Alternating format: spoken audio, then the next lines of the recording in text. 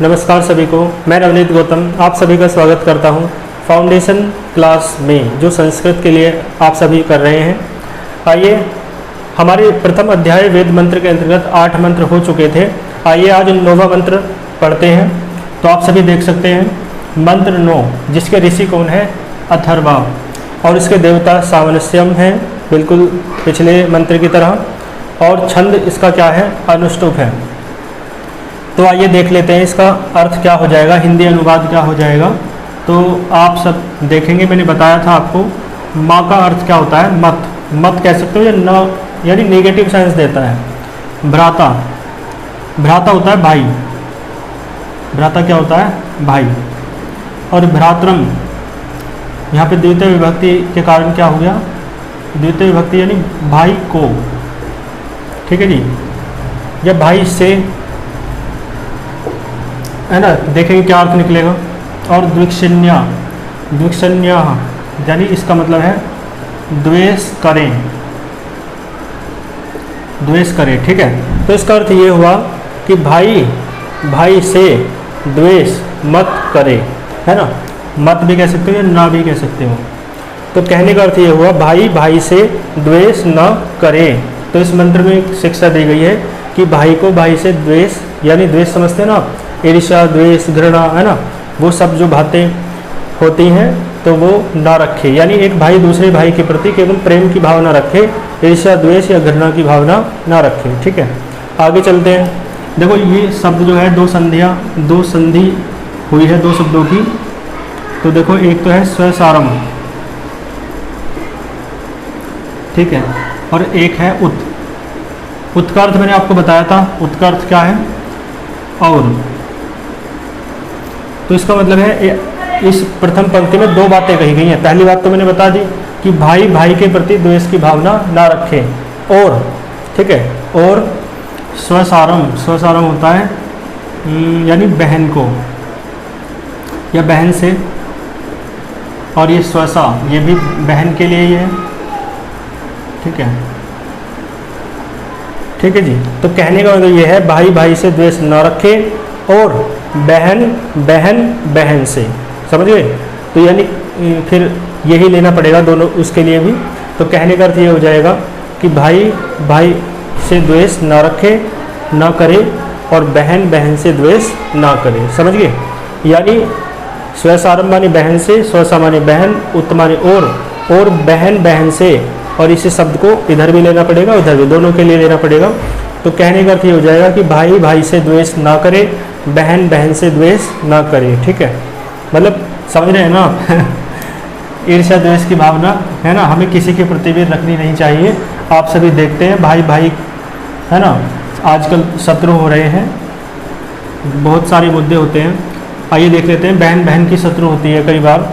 तो ऐसा नहीं होना चाहिए, है ना। और किसी से तो क्या उम्मीद करनी, जब भाई भाई और बहन बहन ही आपस में लड़ेंगे तो फिर, है ना, गलत हो जाएगा बहुत ज़्यादा।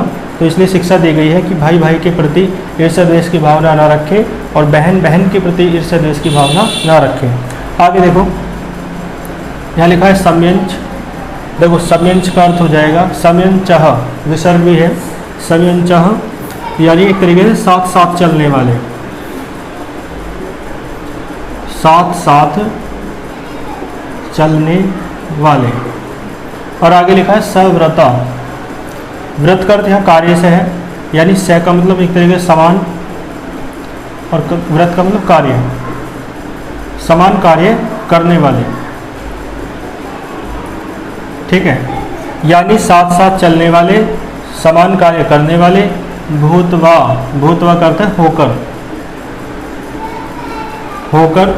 वाचम, वाचम का अर्थ है वाणी, ठीक है। और वदत माने होता है बोलने, ठीक है जी। और भद्रया, भद्रया माने कल्याणकारी, कैसी वाणी बोले? कल्याणकारी, ठीक है जी। तो कहने का मतलब ये है कि भाई भाई के प्रति ईर्ष्या द्वेष की भावना ना रखे, बहन बहन के प्रति ईर्ष्या द्वेष की भावना ना रखे। तो फिर क्या करें? अगली पंक्ति में बताया गया है कि ये सभी, यानी भाई भाई के लिए और बहन बहन के लिए, ये सभी अपने पास से जोड़ना पड़ेगा। ये सभी साथ साथ चलने वाले तथा समान कार्य करने वाले होकर, ठीक है, कल्याणकारी वाणी बोले, आपस में कल्याणकारी वाणी बोले, यानी आपस में बहुत प्रेम से, है ना, संबंध रखें, बहुत अच्छी बातें करें, कोई भी ऐसे कटु वचन ना कहें जिसके कारण ईर्ष्या द्वेष लड़ाई झगड़े की भावना उत्पन्न होती हो। ठीक है, समझ आ गया होगा आपको। तो ये सभी साथ साथ चलने वाले और समान कार्य करने वाले होकर कल्याणकारी वाणी बोले। ठीक है, तो ये मंत्र आपका पूरा हुआ। इसके बाद चलेंगे फिर मंत्र कौन सा, 10वां। तो यहाँ तक आप नोट कर लीजिए। ठीक है, तो आप सभी देख सकते हैं ये कौन सा मंत्र लिखा है मैंने, 10वां मंत्र। ठीक है, तो इसके भी ऋषि अथर्वा हैं और इसके देवता जो हैं भूमि हैं, मतलब धरती माता एक तरीके से, और इसके छंद क्या है, जगती। आइए समझ लेते हैं। देखो जन्म आप जानते हैं, जन मतलब लोग, ठीक है, और विभ्रति का अर्थ होता है धारण करती हुई, यानी धारण करने से अर्थ है ना, देखेंगे क्या सेंस आएगी। और बहुधा का अर्थ होता है बहुत प्रकार से, कई प्रकार से, है ना, बहुत तरीकों से, बहुत प्रकार से, है ना। आगे क्या है, विवाचसम का मतलब है वि माने विभिन्न, है ना, और वाचसम माने वाच माने वाणी, है ना। तो वाचसम का अर्थ क्या हो जाएगा, विभिन्न प्रकार की वाणी बोलने वाले, यानी बहुत सारी भाषा बोलने वाले, है ना, यानी विभिन्न भाषा बोलने वाले, सब यानी अलग अलग भाषाओं वाले, है ना। तो ऐसा ज़्यादा अच्छा रहेगा, अलग अलग भाषा बोलने वाले। इसका विवाचसम का अर्थ क्या हो जाएगा, अलग अलग भाषा बोलने वाले। क्लियर है। आगे देखें, आगे लिखा है नाना धर्मानम, है ना, माँ बोलता है आधा, नाना धर्मानम। तो नाना धर्मानम का अर्थ क्या है, यही हो जाएगा, अलग अलग धर्मों को मानने वाले। नाना का मीन्स क्या होता है, अलग अलग, भिन्न भिन्न। धर्मानम यानी अलग अलग धर्मों को मानने वाले। जगती छंद थोड़ा बड़ा होता है, ठीक है, तो अलग अलग धर्मों को मानने वाले। और देखो पृथ्वी, आप जानते हैं पृथ्वी तो धरती है ना, यथोकसम, एक परिवार की तरह, है ना, एक घर की तरह, घर कह सकते हो, है ना, परिवार कह सकते हो, परिवार की सम मतलब तरह की तरह।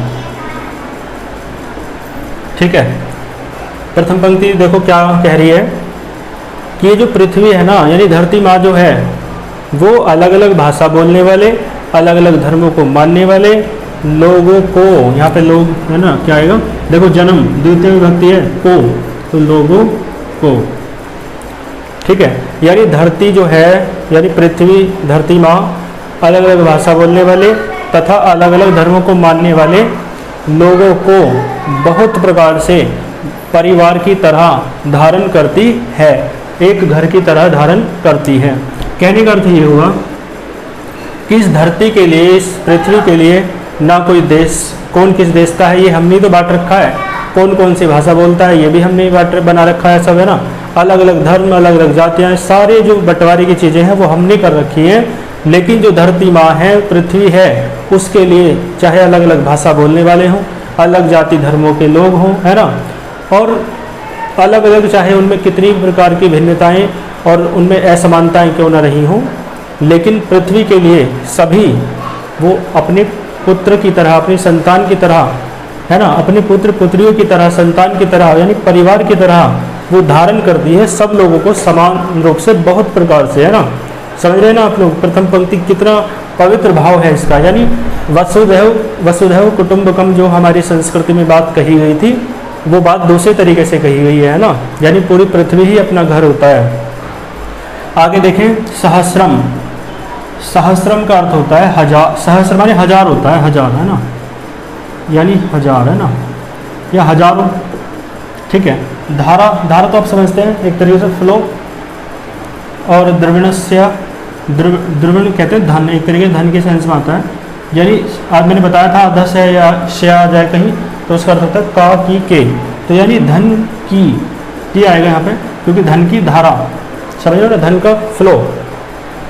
और मे, ये है ना अनुस्वार नहीं है यहाँ पे, मे माने मैंने बताया था मेरा या मेरी, है ना, देखेंगे क्या आएगा। ठीक है, दुहाम, दुहाम माने दोहे। देखो गाय भैंस का दूध दोहते हैं ना, तो वो दोहे का मतलब है एक तरह से दूध निकालना, दूध दोहना, है ना। और आगे देखो ये दो शब्दों की संधि है, एक है आपका ध्रुव और इसमें एक शब्द है युग। तो ध्रुव आप जानते हैं, ध्रुव तारा होता है, वो अचल रहता है, बिल्कुल स्थिर रहता है। तो यहाँ पे ध्रुव का अर्थ क्या हो जाएगा, ध्रुव तारे से नहीं है, तो यहाँ पे ध्रुव का अर्थ हो जाएगा अचल, यानी जो चलता नहीं है, जो स्थिर रहता है। अचल भी कह सकते हो, स्थिर भी कह सकते हो।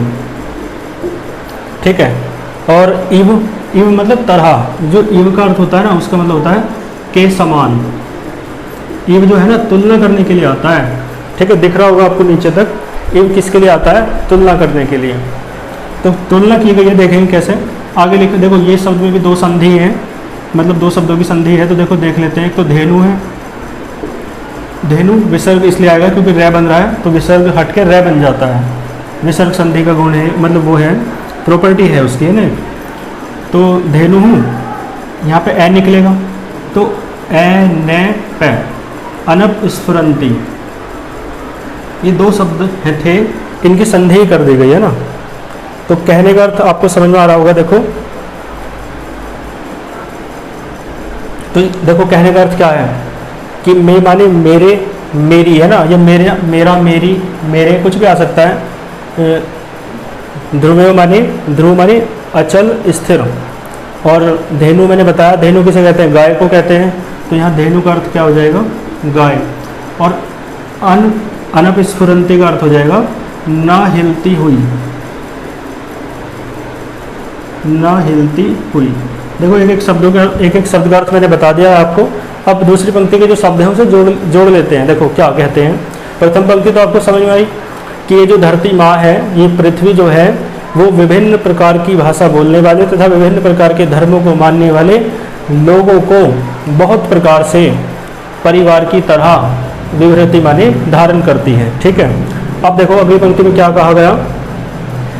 अगली पंक्ति में कहा गया कि स्थिर, देखो ध्रुव लिख रहा है ना, स्थिर अचल दोनों में से कोई एक शब्द ले सकते हो आप, दोनों मतलब एक ही है। स्थिर तथा ना हिलती हुई, ठीक है, तुलना देखो, यानी पृथ्वी की तुलना गाय से की गई है। देखो कैसे, स्थिर तथा ना हिलती हुई गाय के समान।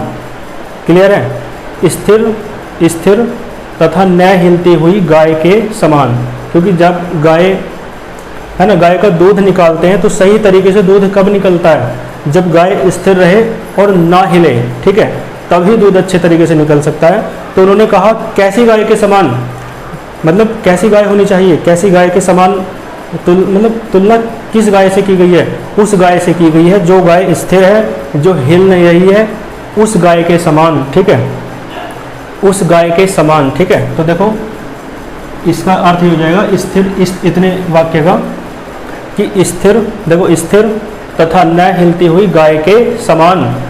मैं माने मेरे लिए या मेरे लिए, द्रविणस्य माने धन की, धारा माने धाराओं को, और कितनी धाराएं, हजारों धाराओं को, दुहम माने दुहे, यानी ये जो धरती माता है उससे प्रार्थना की गई है कि हे धरती माता, जिस प्रकार गाय स्थिर तथा न हिलती हुई गाय दूध की हजारों धाराएं देती हैं। आप देखते हैं जब गाय का दूध निकालते हैं तो बहुत सारी धाराएं निकलती हैं स्तनों से, है ना। तो इस तरीके से जिस प्रकार से ना हिलती हुई और स्थिर गाय हजारों धाराओं के रूप में दूध देती है, इसी प्रकार हे धरती माता, हजारों धाराओं के रूप में आप मुझे क्या दें, धन दें, धन की हजारों धाराएं मुझे प्रदान करें। किसकी तरह, उस स्थिर तथा ना हिलती हुई गाय की तरह। ठीक है, तो ये मंत्र आपको समझ में आया होगा। कोई प्रॉब्लम हो तो आप बता सकते हैं कमेंट बॉक्स में। बाकी आप, है ना, जो भी स्टूडेंट पढ़े तो कमेंट करता है तो बहुत अच्छा लगता है ना, इसलिए कमेंट तो कर ही दिया करें ताकि पता भी चलता रहे कौन पढ़ रहा है कौन नहीं पढ़ रहा है। ठीक है, बाकी आपको समझ में यदि कोई बात नहीं आती है तो आप बता सकते हैं। ठीक है, और जो भी आपके मतलब जो लाभान्वित हो सकते हैं संस्कृत के इस फाउंडेशन कोर्स से, उन तक इस वीडियो को ज़रूर पहुंचाने का आप थोड़ा सा कष्ट करें। यही एक शुल्क हो सकता है बाकी ऑनलाइन में। ठीक है, तो इस मंत्र में यदि आपको या पिछले किसी भी क्लास के कोई भी मंत्र में आपको समस्या हो तो आप बता सकते हैं। मिलते हैं फिर नेक्स्ट क्लास में। All the very best.